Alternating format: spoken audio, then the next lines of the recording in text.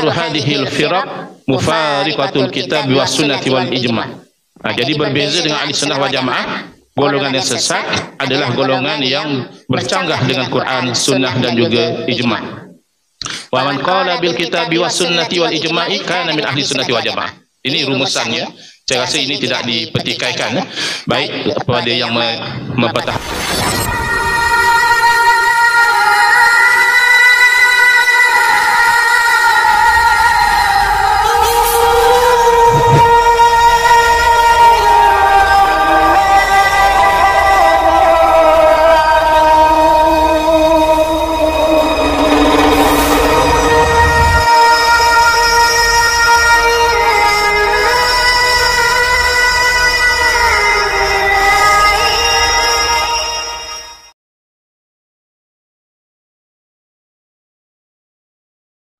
Assalamualaikum warahmatullahi wabarakatuh. Bismillahirrahmanirrahim. Alhamdulillahirabbil alamin. Nahmaduhu wa nasta'inuhu wa nastaghfiruh wa na'udzu billahi min syururi anfusina wa min sayyiati a'malina may yahdihillahu fala mudilla lahu wa may yudlilhu fala hadiyalah. Assalatu wassalamu ala Rasulillah Muhammad bin Abdullah wa ala alihi wa sahbihi wa man tabi'ahu wa mawalah. Asyhadu an la ilaha illallah wahdahu la syarikalah wa asyhadu anna Muhammadan abduhu wa rasuluh, amma ba'du. Pemirsa TV 414 yang dirahmati oleh Allah, di kesempatan kali ini kita jumpa lagi. Mudah-mudahan kita senantiasa mendapatkan lindungan dan rahmat dari Allah, mendapatkan taufik dan hidayahnya, serta kita selalu diberi kesehatan dan kelancaran rezeki. Amin ya rabbal alamin.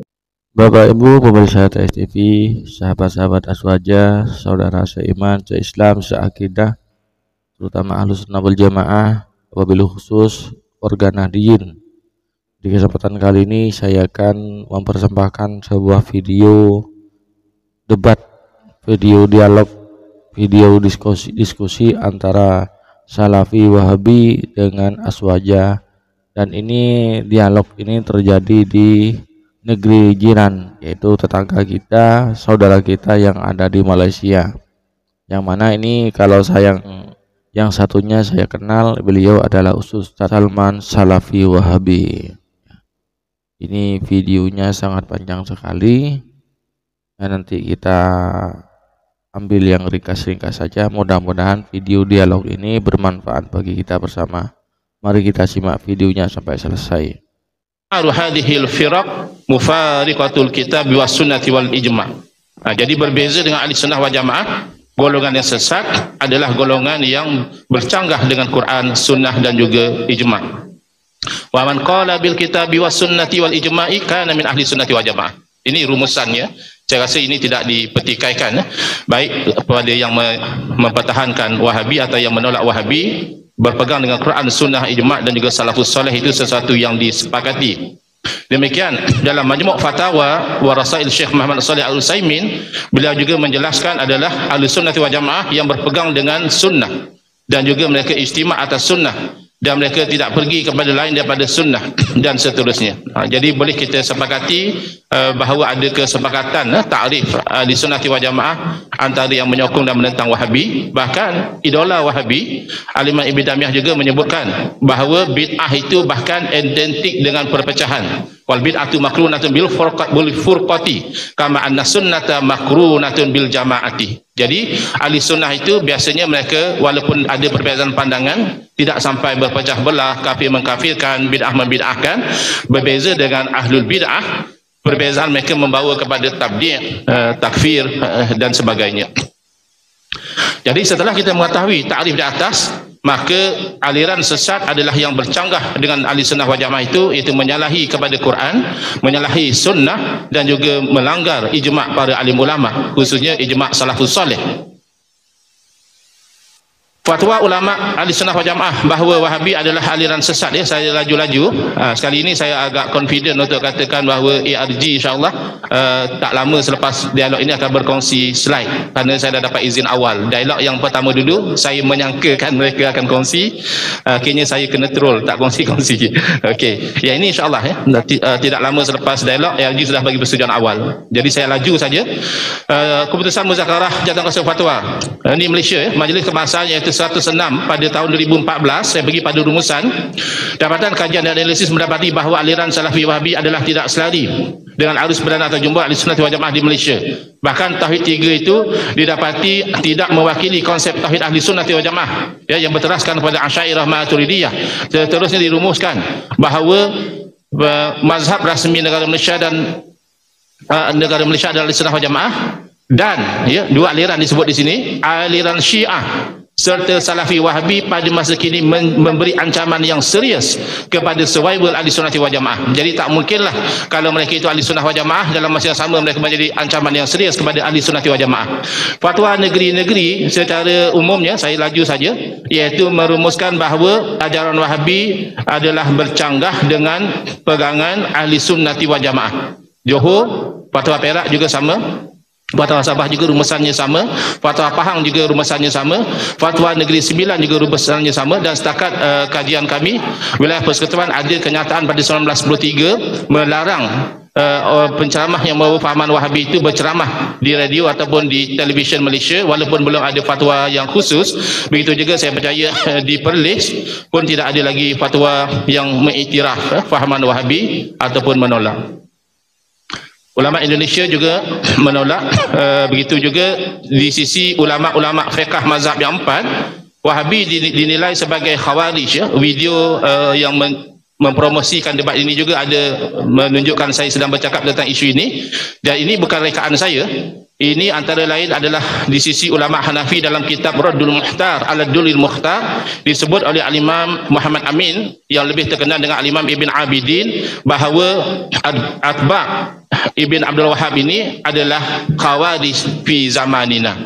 Dan bukan berarti khawarij itu mesti mengkafirkan sahabat Nabi. Sebab ada orang kata tak mungkinlah Wahabi itu khawarij, kerana khawarij itu kan mengkafirkan sahabat Nabi. Beliau telah jawab lama bahawa mengkafirkan sahabat Nabi itu bukan syarat suatu kumpulan itu dikelaskan sebagai khawarij.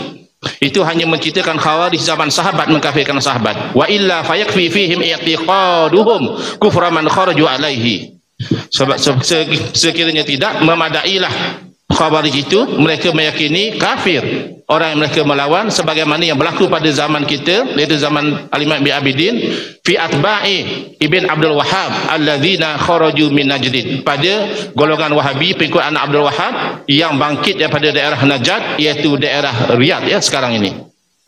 Wa tawallabu ala haramain, dan mereka pernah merampas dua tanah haram daripada khilafah Utsmaniyah, dan juga mereka itu yang tahiluna madhhabal Hanabilah, mereka mengaku menyamar sebagai mazhab Hambali. Terbukti ulama-ulama Hanabilah sebenar menolak fahaman Wahabi sebagai ahli sunnah wal jamaah, dan itu menghalalkan darah umat Islam, ada disebutkan di situ.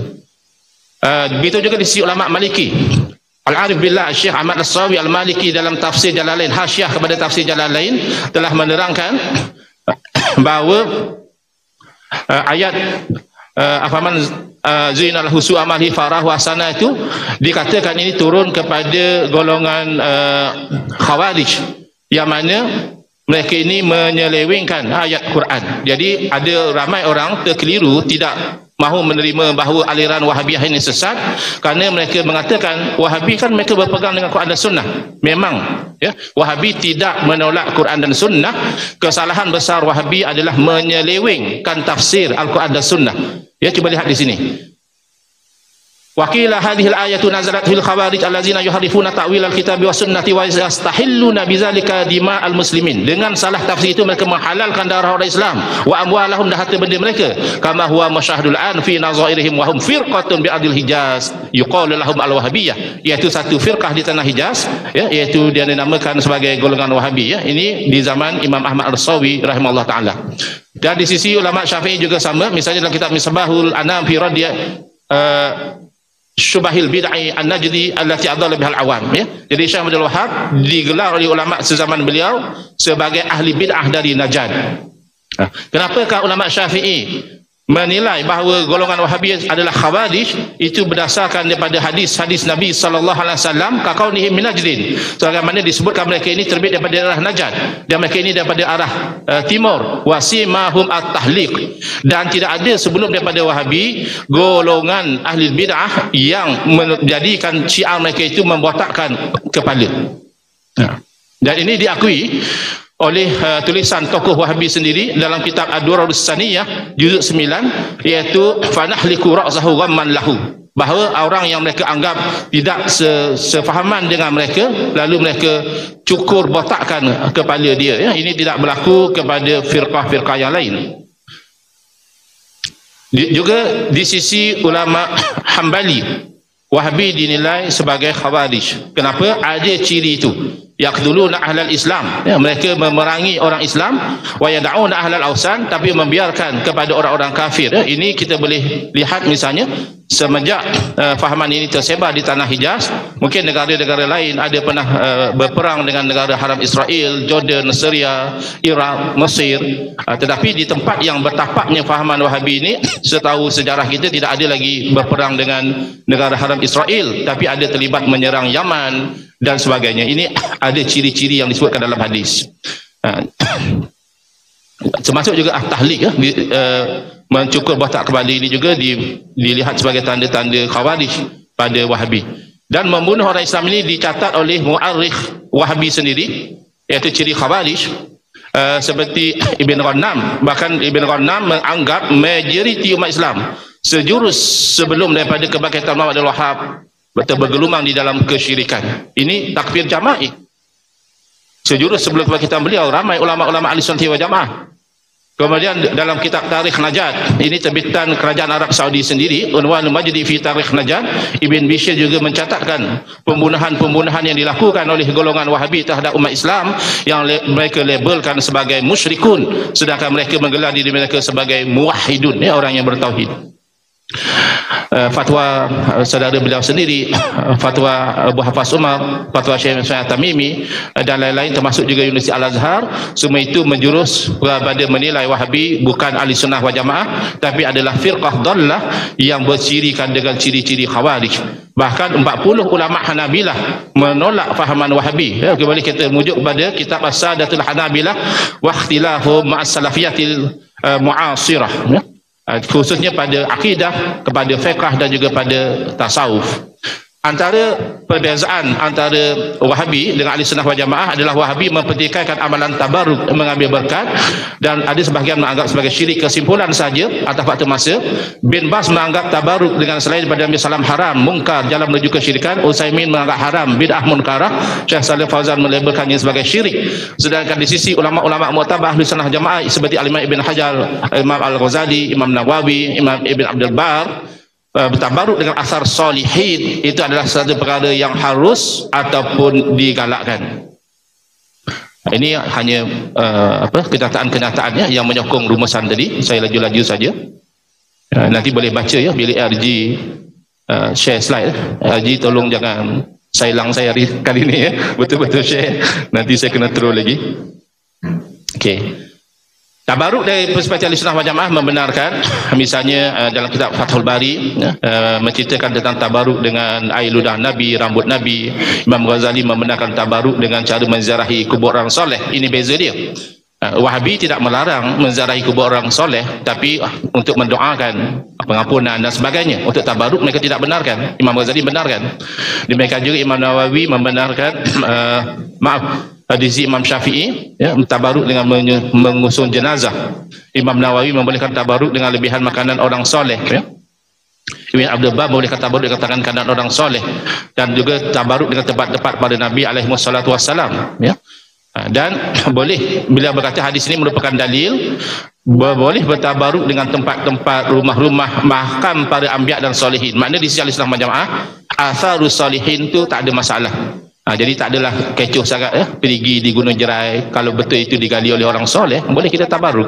Tapi Wahabi tidak boleh, kerana tabaruk bagi mereka paling-paling pun dengan Nabi SAW sahaja. Pengalaman ini saya laju-laju saja. Imam Syafi'i bertabaruk dengan mazhab makam Imam Abu Hanifah.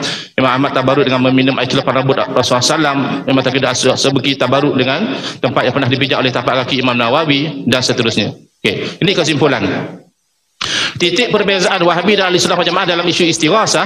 Sebagian Wahabi mengatakan tidak boleh istighasah dengan makhluk sama sekali. Ini mungkin agak ekstrim. Sebagian mengatakan tidak boleh istighasah dengan makhluk melainkan pada perkara yang mereka mampu lakukan. Adapun istighasah dengan orang mati, itu sepakat di kalangan Wahabi adalah tidak boleh secara mutlak. Kalau saya berceritakan pengalaman saya, tapi setahu saya syarat saya itu bukan dengan mereka yang mengaku Wahabi, tidaklah. Tapi sepertinya ada persamaan pegangan itu. Itu saya tanya, ada atau tidak dalil yang menunjukkan bahawa istighasah itu haram? Lalu dijawab oleh orang yang ditanya, oh dalil banyak dalam Quran apa semua. Jadi saya kata, oh kalau banyak boleh beri satu dalil, dan kejadiannya tidak ada satu dalil pun yang diberikan oleh ramai-ramai yang hadir yang didakwa banyak dalil yang mengharamkan istighasah. Tidak ada satu orang pun yang berkongsi, ya, masing-masing saya percaya ada PhD dan sebagainya, tidak ada yang mengkongsikan dalil. Akhirnya mereka pergi kepada, oh kalau macam itu bolehlah minta tolong dengan pokok. Ini ceritanya. Jangan kata ustaz engkau mazhab minta dengan pokok, itu fitnah. Pertama kali wallahi terbit idea boleh minta tolong dengan pokok dengan syarat tidak iktikad pokok yang memberi terbit daripada mulut mereka. Kami hanya berbincang istighasah bil auliya tanpa mengira auliya masih hidup atau auliya telah meninggal dunia, dan saya masih ingat jawapan. Saya harap kalau boleh dikongsikan video penuh, tapi itu bukan hak saya. Jawapan saya pada soalan itu awalnya adalah itu istighasah tidak disyariatkan begitu. Jadi seolah-olah pada pemikiran mereka wali dengan pokok sama. Hazal qiyas ma'al fariq. Orang istighasah dengan wali kerana kesolehan mereka, kerana kemuliaan mereka di sisi Allah. Oh, tapi pokok kan tidak ada dosa. Ya, kucing, TV bekas tidak ada dosa, botol air tidak ada dosa. Takkan kita istighasah dengan semua benda ini? Dan bahkan dalam video-video saya banyak saya jelaskan, kalau pernah nak dikatakan isti'anah bukan makna meminta, isti'anah ambil satu kefaedah daripada pokok itu dengan cara yang sesuai, dijadikan rumah, direbus akarnya, dijadikan ubat. Tetapi bertebaran dalam internet menuduh Ustaz Engku membenarkan meminta tolong dengan pokok. Sesuatu benda yang tidak syirik tidak mestinya dibenarkan. Orang Ahlussunnah wal Jamaah boleh faham ini dengan mudah. Makan daging babi dengan iktikad bahawa daging babi itu mengenyangkan, bukan Allah, itu syirik. Makan daging babi dengan iktikad bukan daging babi yang mengenyangkan, hakikatnya Allah yang mengenyangkan, itu tidak syirik. Adakah halal makan daging babi? Tidak masyru'. Isunya syirik atau tidak syirik. Kalau dikatakan boleh atau tidak boleh dengan arti kata haram atau tidak, ya haram makan daging babi walaupun tidak syirik. Jadi jangan dipusing, biar kita fokus pada isu. Adapun minta tolong dengan pokok, saya percaya Wahabi pun tidak membenarkan, kita juga tidak membenarkan secara umumnya, kecuali dengan bentuk-bentuk yang kita sebutkan tadi. Baik, maknanya lebih kepada istifadah ataupun intifa' ya, dengan pokok dan sebagainya, benda yang jumun. Ataupun handphone misalnya, kalau kita sekarang boleh bercakap dengan handphone, Siri, call somebody, itu tidak syirik walaupun kita bercakap dengan benda mati, kerana itu adalah asbab. Kerana minta tolong ini yang saya lihat golongan Wahabi tidak berapa faham, dan ada sebahagian yang tidak mengaku Wahabi juga tidak faham, iaitu pertolongan ini sama ada hakikat atau asbab. Hakikat hanya boleh dengan Allah, asbab boleh dengan makhluk yang Allah jadikan sebab. Kalau kita ambil misalnya orang yang makan batu dengan iktikad Allah yang mengenyangkan secara asbab, itu satu kebodohan, kerana batu tidak jadikan sebab untuk kenyang, bahkan boleh jadi mudarat. Itu sebagai contoh. Baik, jadi di sini kita telah terangkan bahawa di sisi Ahlussunnah wal Jamaah, kalau kita lihat hidup atau mati dari segi hakikat, kedua-duanya tidak boleh beri apa-apa. La dharra wa la nafi'a illa Allah. Dalil, kul la amliku li nafsi naf'an wa la dharra. Katakanlah wahai Muhammad, aku tidak milik untuk diri aku sendiri ketika hidup atau mati, kan tidak dibezakan sebarang manfaat atau mudarat illa masya Allah, kecuali apa yang dikehendaki oleh Allah, itu maknanya asbab. Ya, secara asbab memang Nabi SAW sebab kepada pertolongan dan juga kebaikan. Wahabiyah juga bersyirikkan sebahagian daripada tawassul dan juga istighasah.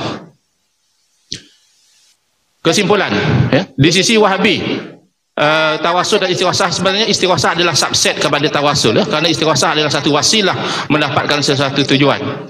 Di sisi Muhammad Abdul Wahhab ia adalah syirik. Di sisi bin Bas jalan menuju kesyirikan, wasilatun ila syirki.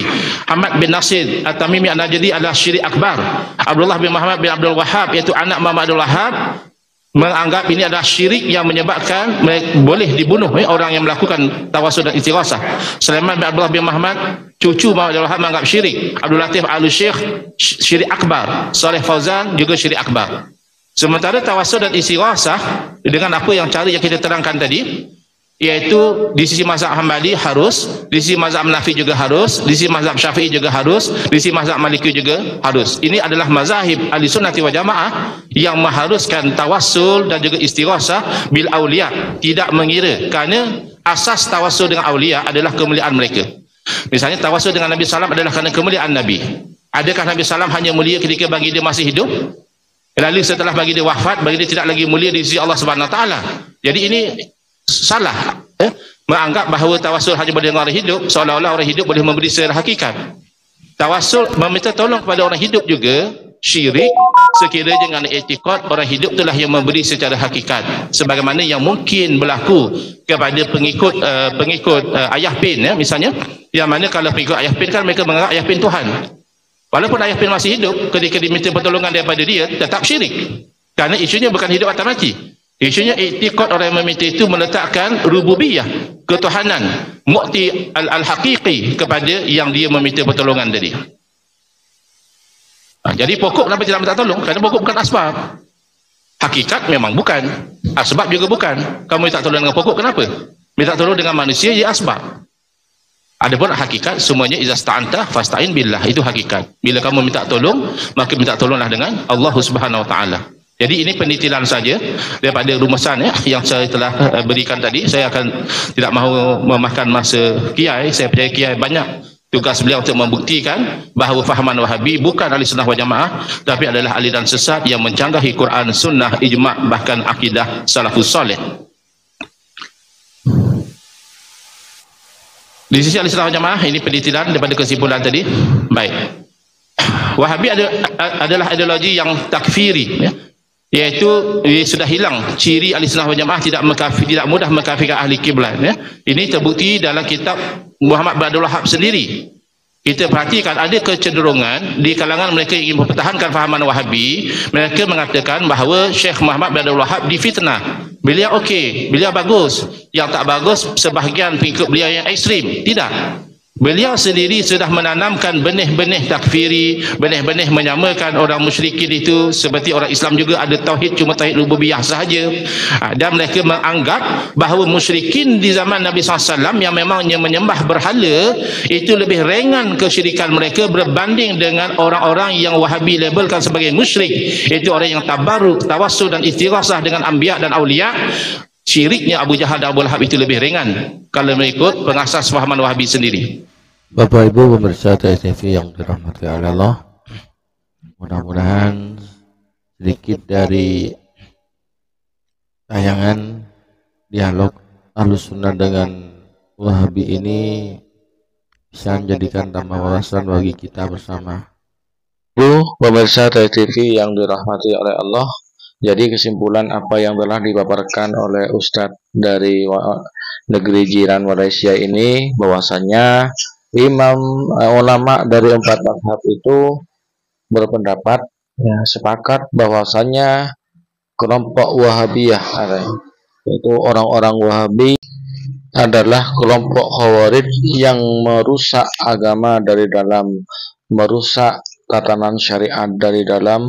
Mereka memanipulasi Al-Quran dan Sunnah. Selain dari itu, mereka juga suka mendistorsi kitab ulama, merubah-rubah, membajak, menghapus, mentahrif kitab-kitab Ahlussunnah wal Jamaah.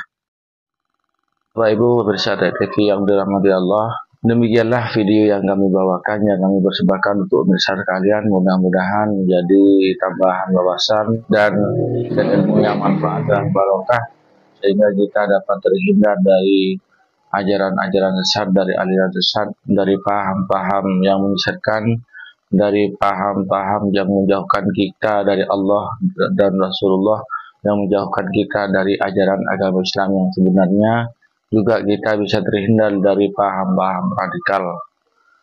Demikian apa yang telah kami sampaikan, kurang lebihnya mohon maaf. Assalamualaikum warahmatullahi wabarakatuh.